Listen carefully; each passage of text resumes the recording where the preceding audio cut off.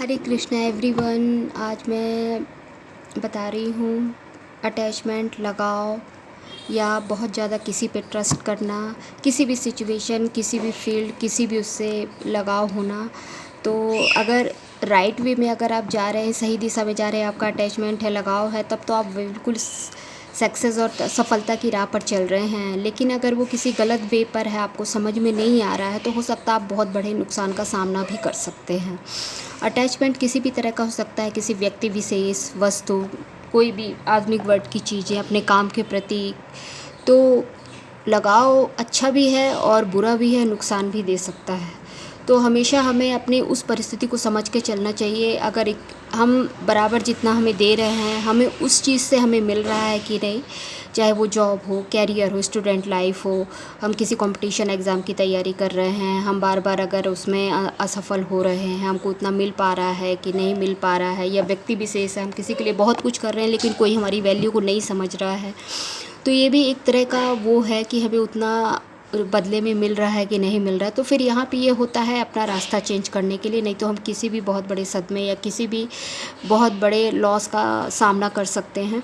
तो इसके लिए है कि हमारी अगर अंदर की इंट्यूशन, हमेशा आत्मा में परमात्मा बसता है, इसलिए हमेशा अपनी इंट्यूशन की सुननी चाहिए। अपने अंदर की, हमारी अंदर की भावनाएं क्या बोल रही हैं, हमें किस तरह से गाइड कर रही हैं, ये याद रखिएगा कि हमेशा इंट्यूशन एक ही बार गाइड करती है, एक ही बार वो देती है। बार बार जिस काम को करने के लिए हमारा मन करता, हो सकता हमारा मन हमें फंसा दे। तो सही उस पे यही है कि अगर प्यार करना है या किसी भी चीज़ में अपना अगर आप एफ़र्ट डाल रहे हैं, तो बहुत सोच समझ के और सतर्कता के साथ आगे बढ़िए, तभी आपको कभी ज़िंदगी में निराशा नहीं मिलेगी। और ये स्वाभाविक है कि इंट्यूशन हमारी कब काम करेगी कि जब हम अंदर उस अच्छे कर्म हमारे होने चाहिए। पशु पक्षियों की सेवा करिए, उनको दाना डालिए, रोटी पानी जो कुछ भी है दीजिए। भले आप बहुत बड़े बड़े पूजा पाठ कुछ भी मत करिए, कोई रिचुअल मत करिए, कोई ज़रूरी नहीं कि ब्रह्म मुहूर्त में उठ के जाप या कुछ भी।